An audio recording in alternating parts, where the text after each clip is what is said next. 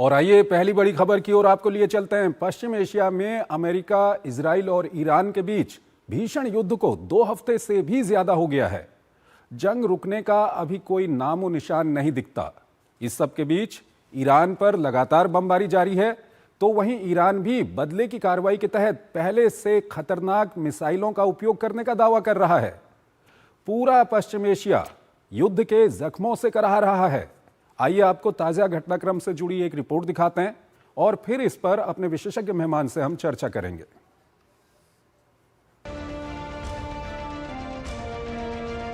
पिछले 17 दिनों से जारी पश्चिम एशिया संघर्ष लगातार बढ़ता जा रहा है।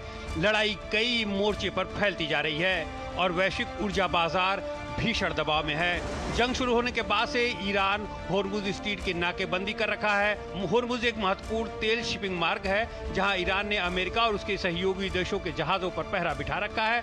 संघर्ष शुरू होने के बाद खाड़ी और उसके आसपास संचालित होने वाले करीब 16 जहाजों पर हमले हो चुके हैं।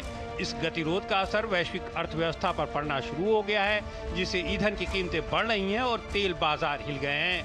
अमेरिकी राष्ट्रपति डोनाल्ड ट्रंप ने किसी भी हालत में इस रास्ते को खुलवाने का संकल्प दोहराया है। उन्होंने इसके लिए 7 देशों से मदद की मांग की है। ट्रंप का कहना है कि जो देश खाड़ी के देशों से आने वाले तेल पर निर्भर हैं, उनकी जिम्मेदारी है कि वो होर्मुज स्ट्रेट की सुरक्षा करें। उन्होंने उम्मीद जताई है कि चीन, फ्रांस, जापान, दक्षिण कोरिया, ब्रिटेन और दूसरे देश इसमें शामिल होंगे। हालांकि ट्रंप की प्रबल समर्थक मानी जाने वाली जापान की प्रधानमंत्री ने इस प्रस्ताव को खारिज कर दिया है। उन्होंने कहा है कि तेल की ढुलाई करने वाले जहाजों के साथ नौसेना के जहाज भेजने की उनकी कोई योजना नहीं है। जापान का 95% तेल खाड़ी देशों से आता है। इसी तरह तेल के लिए खाड़ी देशों पर निर्भर ऑस्ट्रेलिया ने भी फिलहाल जहाज भेजने से इनकार कर दिया है। इस बीच ईरान के विदेश मंत्री ने फिर दोहराया कि होर्मुज सिर्फ दुश्मनों और उनके हमले का समर्थन करने वाले देशों के लिए ही बंद है। ईरान ने चेतावनी देते हुए कहा है कि होर्मुज का इस्तेमाल देश पर हमले के लिए नहीं किया जा सकता है। उधर जर्मनी ने कहा है कि उसे होर्मुज नाकाबंदी का समाधान निकालने में नाटो रक्षा गठबंधन की कोई भूमिका नजर नहीं आती है। जर्मन विदेश मंत्री ने कहा कि इसे लेकर नाटो ने ना तो कोई निर्णय लिया है और ना ही जिम्मेदारी ले सकता है। इस बीच इजरायली सेना ने ईरान के तेहरान, शिराज, तब्रेज शहर में बुनियादी ढांचों को निशाना बनाते हुए बड़े पैमाने पर हमले किए हैं। आईडीएफ ने तेहरान में मेहराबाद एयरपोर्ट पर हमला कर पूर्व सुप्रीम लीडर खामनेई के विमान को तबाह करने का दावा किया है। इजराइल का कहना है कि इसका इस्तेमाल खामनेई के अलावा सीनियर अधिकारी और सेना के कुछ सदस्य करते थे। उधर आईआरजीसी ने सेंजिल बैलिस्टिक मिसाइल दागकर इजराइल के सैन्य और डिफेंस फैसिलिटी को निशाना बनाने का दावा किया है। ये सॉलिड फ्यूल वाली स्ट्रेटेजिक मिसाइल है जो 2000 से 2500 किलोमीटर तक हमला कर सकती है। सुबह दुबई एयरपोर्ट पर एक ड्रोन हमले के बाद तेल के टैंक में आग लग गई। कुछ देर के लिए विमान की आवाजाही रोक दी गई। आग पर काबू पाने के बाद धीरे धीरे विमानों की उड़ान शुरू हो पाई। इसके अलावा यूएई के सबसे बड़े बंदरगाह फुजैरा पर ड्रोन अटैक हुआ है। इस पर पहले भी हमला हो चुका है। वहीं बगदाद में अमेरिकी दूतावास के पास ड्रोन हमले की कोशिश हुई, जबकि सऊदी अरब ने 60 से अधिक ड्रोन को मार गिराने का दावा किया है।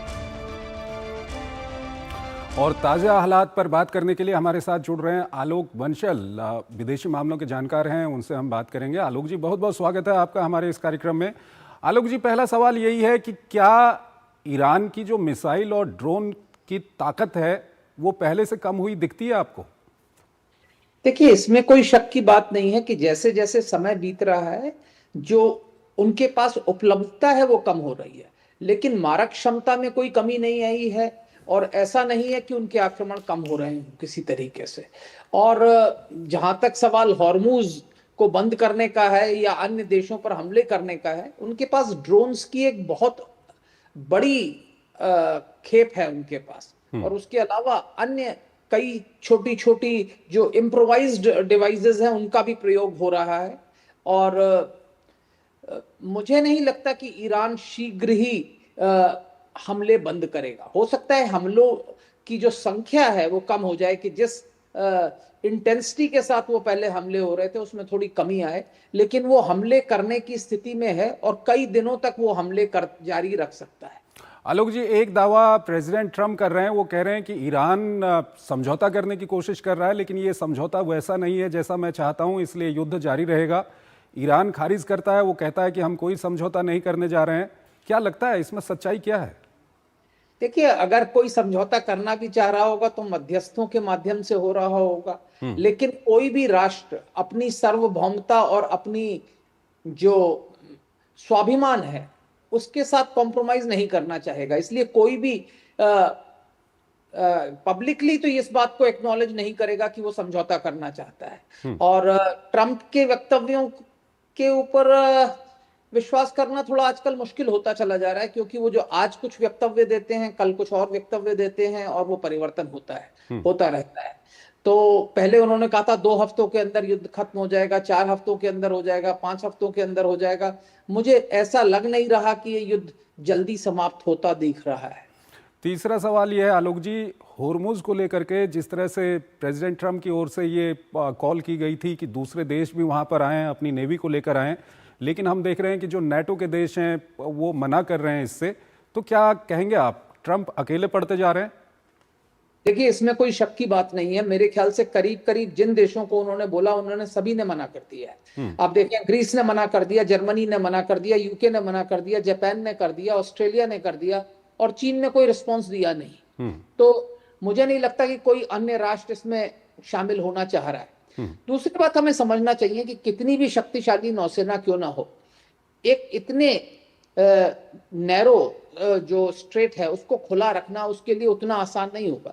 हालांकि नौसेना के जहाज जो हैं इन मालवाहक जहाजों को कंपनी कर सकते हैं, उनकी कॉन्वॉइंग कर सकते हैं।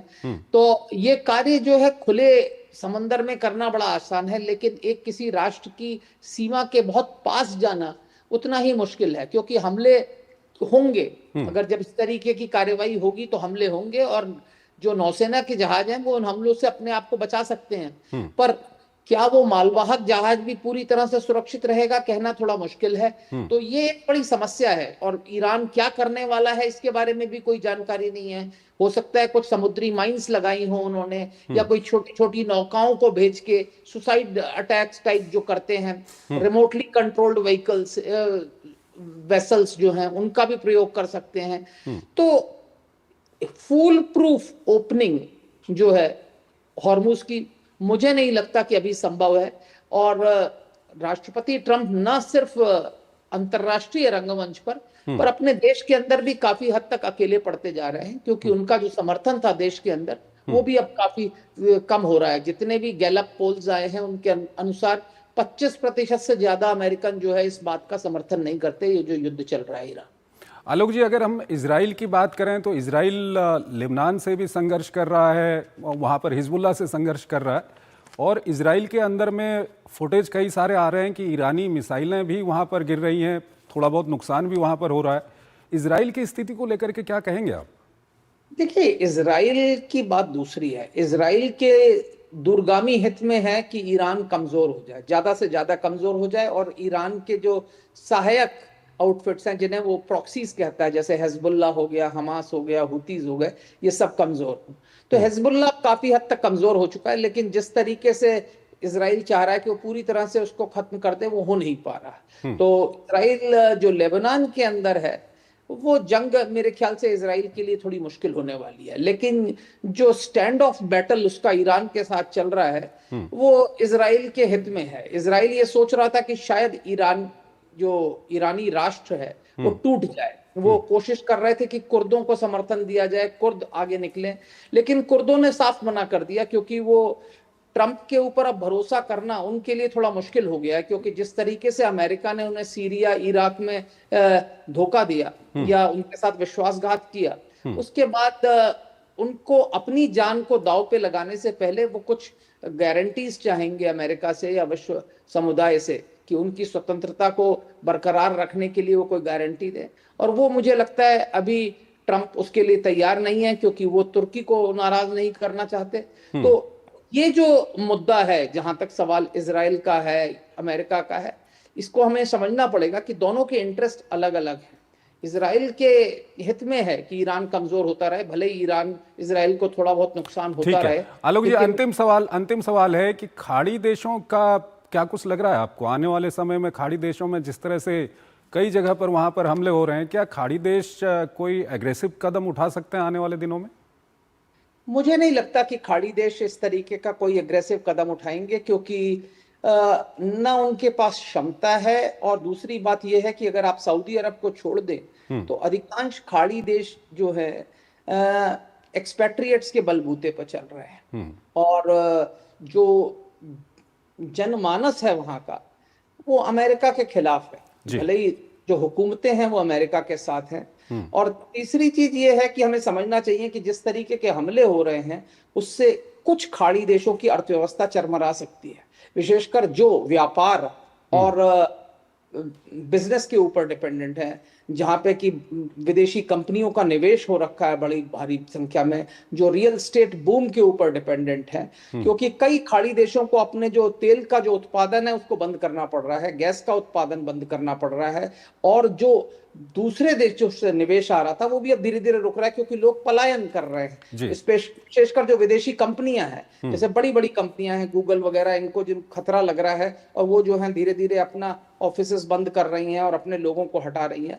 तो इसके मद्देनजर कुछ खाड़ी के देशों में आर्थिक संकट आ सकता है और इसका सीधा असर भारत पर होगा, क्योंकि भारत की बड़ी जनसंख्या वहां पर है, जो हमको, जैसे कि आप जानते हैं कि भारत में रेमिटेंसेस आते हैं। ठीक है, आलोक जी हमारे साथ बने रहिएगा। एक और महत्वपूर्ण खबर है, उस पर हम बात करेंगे, लेकिन उससे पहले हमको एक छोटा सा ब्रेक लेना है यहाँ पर।